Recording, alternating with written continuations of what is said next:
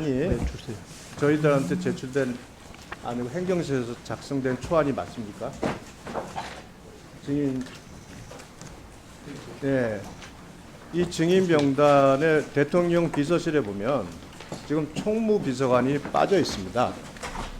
근데 총무비서관은 14대 이후에 단 한 번도 증인에서 제외된 적이 없습니다. 총무비서관이 인사와 예산을 다 총괄하는 핵심 자리이기 때문에 항상 참여를 했습니다. 14대를 보면 그 홍인길 당시의 총무비서관, 우리 정상문 총무비서관, 김백준 총무비서관, 이재만, 이정도 이렇게 소위 문거리 권력이라고 불리우는 사람들이 다들 참석을 해왔습니다. 우리 김현지 비서관은 존엄입니까? 절대 불러서는 안 되는 존엄한 존재입니까? 어떻게 이런 사람을 이런 총무비서관 지금까지 14대 이후에 단 한 번도 빠진 적이 있는 총무비서관을 이렇게 지금 증인 명단에서 배제하는 그 안이 만들어졌는지, 이게 행정실에서도 우리는 분명히 반대 의견이 있었다는 부분을 명시했고 이것은 빠져서는 절대 안 된다. 이렇게 간다는 것은 결국은 이재명 대통령을 도와주는 게 아니라 이재명 대통령의 최측근이라고 평가받는 김현지 비서관을 국회에 보내지 않음으로써 30년간 진행되었던 어떤 전통을 지금 다수당이라는 이유로 일방적으로 배제시키려는 이 모습은 뭔가 숨기는 것이 있기 때문에 출석을 안 시키려고 한다 하는 비난을 받을 수밖에 없고요. 이와 같은 안은 지금 이 비서관 한 명을 가지고 이렇게 30년에 걸쳐서 지켰던 그 당연히 인정될 수밖에 없고 출석을 해야만 하는 사람을 배제하는 이 안에 대해서는 저희가 받아들일 수가 없습니다. 그래서 이 부분에 대해서는 추가 논의를 해서 반드시 참석을 시켜야 된다는 것이 저희 당의 입장이고, 우리 민주당에서도 의회를 원활하게 운영을 하고 협치가 되려고 한다면 적어도 이 정도에 대해서는 양보를 할 수 있어야 된다고 생각합니다. 민주당이 용산 대통령실에 이중되고 출장소가 아니지 않습니까? 아니 총무비서관 하나를 여기 출석을 못 시키는 이런 결정을 민주당에서 하고 있는 이 모습, 국민들이 보면은 그 뭐로 보겠습니까? 국민들께서는 아마 지금 민주당이 용산에 이중돼 출장소라고 보지 않겠습니까? 그리고 반드시 출석을 시켜야 된다고. 자, 문준석 의원님 반대 토론해 주십시오. 이재명 정부는 어려운 경제 상황이었지만 코스피 3,500을 바라보고 있고 또 복잡하고도 녹록치 않은 외교 상황에서 성과를 내기 위해서 정말 고군분투하고 있습니다. 어제는 대통령실 최초로 특활비를 공개할 정도로 이렇게 투명하게 대통령실도 운영하고 있다. 상황이 이럼에도 불구하고 우리 이재명 정부가 새로운 정부가 되면서 정부 조직법을 정말 정부 조직을 개편해서 더 많은 성과를 내겠다. 국민을 위해서 더 많은 성과를 내겠다고 이렇게 하면서 정부 조직법을 우리 여당과 함께 추진하고 있는데, 국민의힘에서는 정부 조직법 개편에 대해서 협조는커녕 필보를 예고하고 있을 정도로 매 사안마다 발목 잡기, 정쟁하기 뭐 이런 국민의힘을 모습을 보면 국정감사를 조용하세요. 들어보세요. 나 가만히 듣고 있었어. 예. 보통 정부 6개월은 허니문 기간이라고 해서 정부의 협조적인 게 그동안 관례였습니다. 총무비서관 국정조사에 나오는 것도 관례였죠. 그러면 야당이 관례대로 지금 하고 있습니까?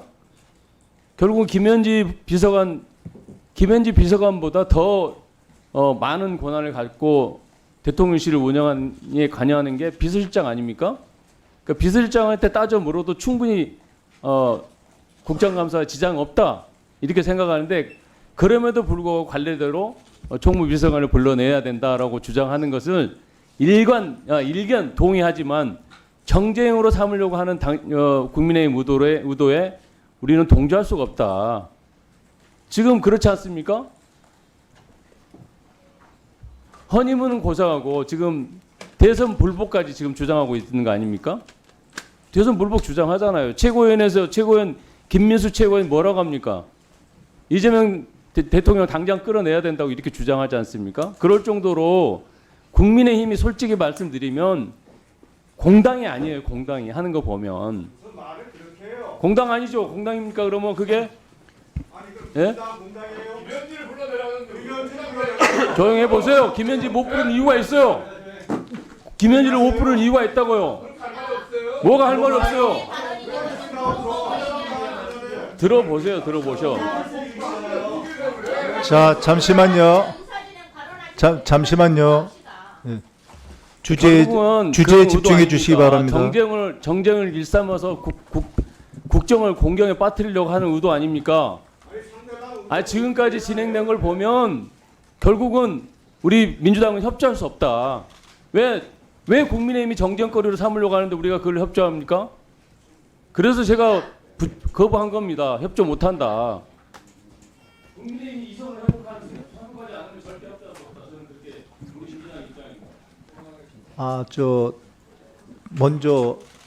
먼저 저 신청해 주신 분부터 하겠습니다. 저 존경하는 조지현 의원님 말씀해 주시기 바랍니다.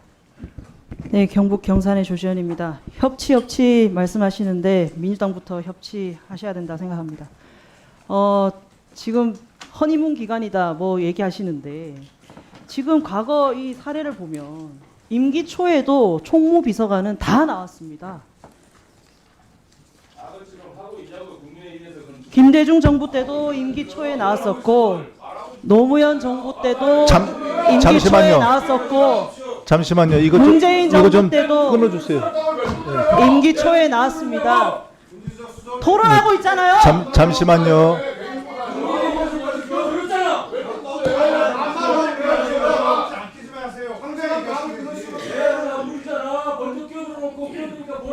제 토론 시간입니다. 자, 잠시만요.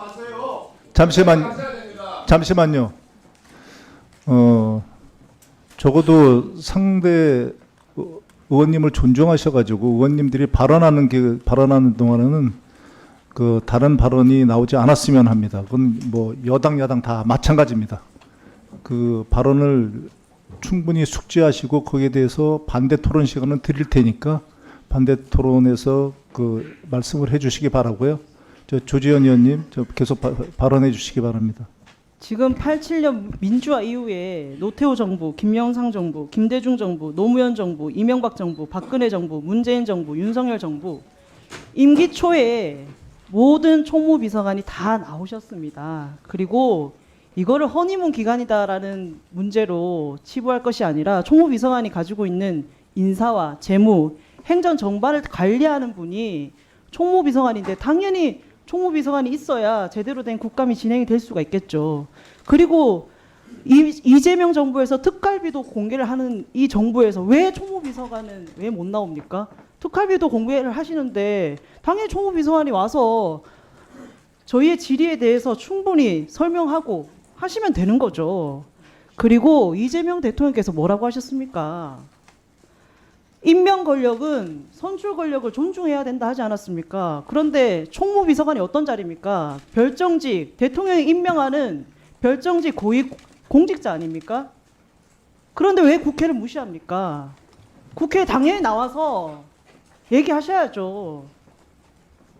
이런 문제를 가지고 협치로 운운하는 것은 말이 안 맞다라는 겁니다.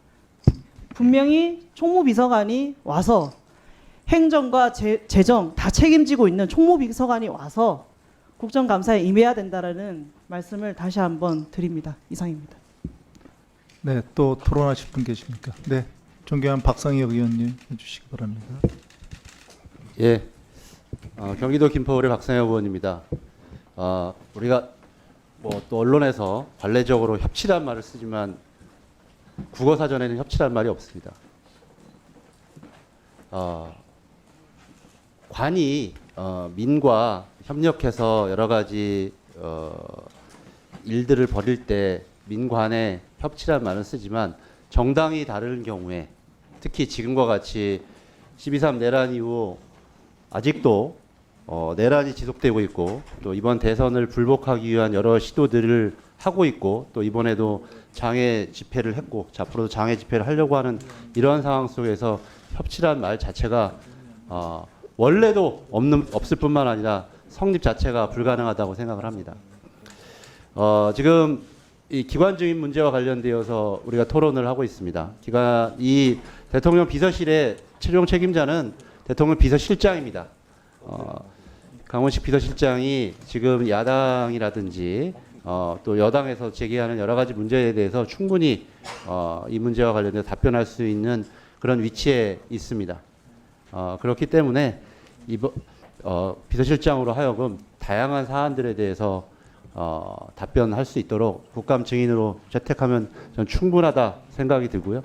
또 여러 가지 뭐 지금 대통령 비서실의 직원들이 국가적인 위기 상황을 맞아서 해야 할 역할들도 충분히 있을 거라고 생각합니다.